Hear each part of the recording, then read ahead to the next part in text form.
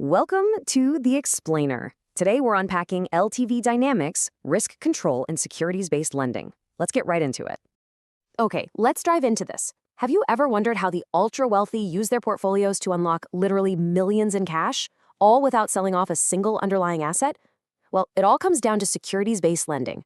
But here's the billion-dollar question. Do you really understand your LTV? Most borrowers go into these facilities with a massive and, quite frankly, dangerous misconception. They negotiate their loan-to-value, lock in a specific number to get their cash, sign on the dotted line, and then just mentally file that number away. They treat it like a static negotiated ceiling, like a standard loan amount, agreed upon once, and then you just forget about it. But as we're going to see today, treating LTV as a fixed concept, that can be absolutely fatal to your portfolio when the markets start moving. Because there's a fundamental truth in high finance that completely shatters that illusion. And it's this: LTV is not a pricing mechanism. It is lender control architecture. Read that again. Lenders aren't just using your loan to value to figure out your interest rate or your initial loan size. No way. They use this number dynamically. It's an active, breathing tool to manage their own exposure over the entire life of your facility. It strictly dictates exactly when they can demand more collateral from you, and it defines the precise moment they can force a sale of your assets. So how do these lenders actually set those LTV rates? Well, the starting point is always the asset class. If we look at these 2026 market ranges for advance rates, you'll notice a massive steep drop-off as we move down. Government bonds and investment-grade fixed income. They sit comfortably right at the top. Lenders will happily let you borrow 75 to 90% against those. Blue chip, large cap equities drop a bit to the 60 to 75% range. Diversified equity portfolios sit at 55 to 70%. But look down at the bottom. Concentrated single stock positions, volatile, illiquid, or small cap stocks, those plunge all the way down between 30 and 45%. Why the huge penalty? Because lenders aren't looking at today's sunny, optimistic market value. They are lending against a stressed, worst-case, absolute doomsday version of that value. They're constantly calculating, okay, if everything goes wrong, how fast could we liquidate this specific collateral? And that brings us to the single biggest LTV killer in the market today: concentration. A portfolio that is 100% tied up in a single stock versus a perfectly diversified mix of, say, 5 different stocks, banks view those in entirely different universes. For high net worth borrowers and family offices, a portfolio built around just one giant legacy shareholding, which ironically is usually the exact asset making them want cash in the first place, is a massive red flag for lenders. That fully concentrated, single-stock portfolio is going to attract the most conservative, heavily restricted advance rates available in the entire market. So why are lenders so incredibly afraid of a concentrated portfolio? It all boils down to one thing: execution risk. Think about it from the bank's perspective. If they hold a perfectly diversified portfolio, they can sell off little pieces incrementally across multiple positions. It doesn't spook the wider market.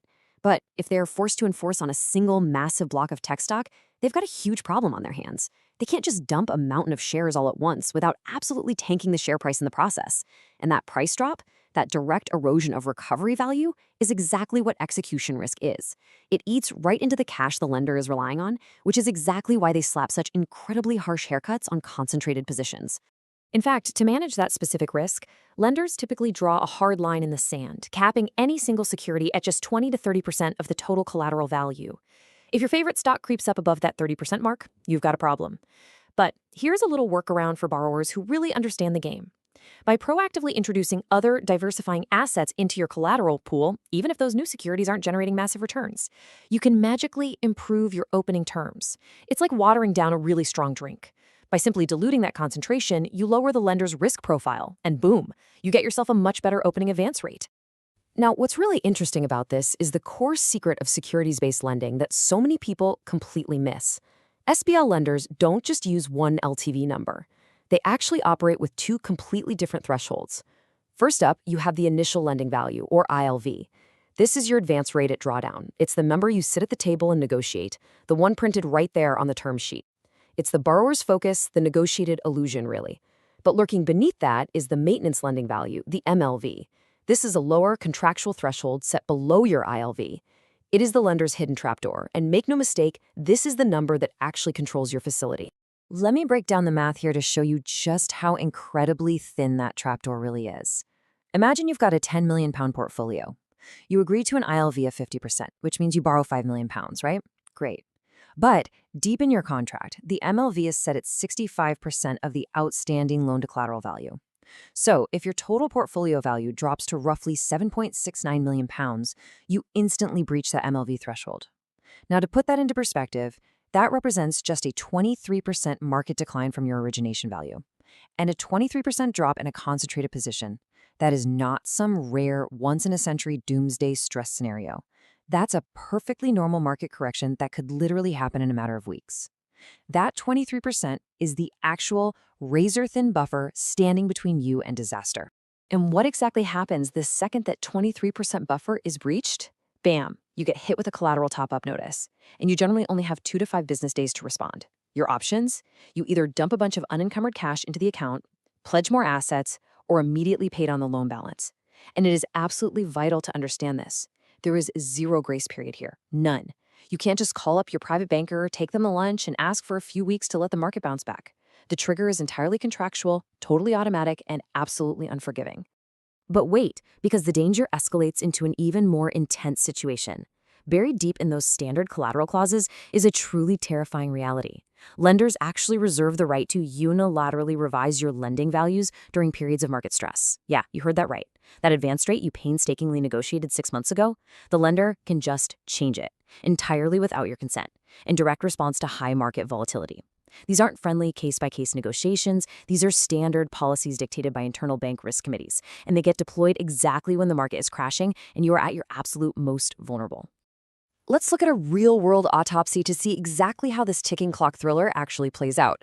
This timeline tracks a European family office. They pledged a massive £15 million, highly concentrated tech stock position to borrow £7.2 million for a property acquisition. Okay, so at point 1, origination, the lender applies a concentration haircut. They set the ILV at 48%, with the MLV floor set at 38%. Fast forward just 3 months to point 2. The entire tech sector sells off hard on interest rate fears, dropping 25%. Suddenly, at point 3, that MLV floor is violently breached. The outstanding loan now represents 64% of their totally collapsed collateral value. And boom, we hit point 4. A formal 5-day top-up notice is issued, demanding £2.8 million immediately. And here is the brutal autopsy result of that timeline. The family office had already closed on the property acquisition. The cash was gone. They simply couldn't meet that massive top-up demand in 5 days, so they suffered a forced liquidation at a 25% discount, violently crystallizing the exact capital gains tax hit they had designed the loan to avoid in the first place. The truly tragic part about all of this, the structure didn't fail because the tech market dropped. SBL was actually the right instrument. It failed because the borrower only looked at the initial loan amount and completely failed to model out that MLV floor trapdoor at origination. So the crucial takeaway here is that you absolutely must be prepared. And that preparation starts on day 1. Let's walk through this pre-flight negotiation checklist. These are the levers you literally must pull before you ever sign a facility agreement. First up, you have to explicitly model out the MLV threshold and figure out exactly what your gap is to your initial value. Second, fight tooth and nail to extend those aggressive 2 to 5 day top-up notice periods. You need time to breathe. Third, secure substitution rights. You can swap out tanking stocks without having to beg for your lender's permission. Fourth, fiercely challenge any of those clauses that allow unilateral LTV adjustments by adding cure rights. And finally, use diversification to your advantage. Bringing in some lower-risk assets can dramatically lower your interest rates and safely improve your overall LTV. Which leaves us with this final, provocative question for you to consider. Are you actually negotiating your loan, or are you just setting yourself up to react to a 5-day cure notice? Remember what we talked about today. LTV is not a static price. It's a dynamic control architecture. The borrowers who get wiped out by top-up demands under pressure, they aren't just unlucky, they're simply underprepared. Sophisticated structuring happens on day 1, at origination, long before the market ever turns against you. By mastering the dynamics between ILV, MLV, and concentration risk, you put yourself firmly back in the driver's seat. Thank you so much for joining me for this explainer. Keep analyzing, keep modeling those worst-case scenarios, and I can't wait to explore more with you next time.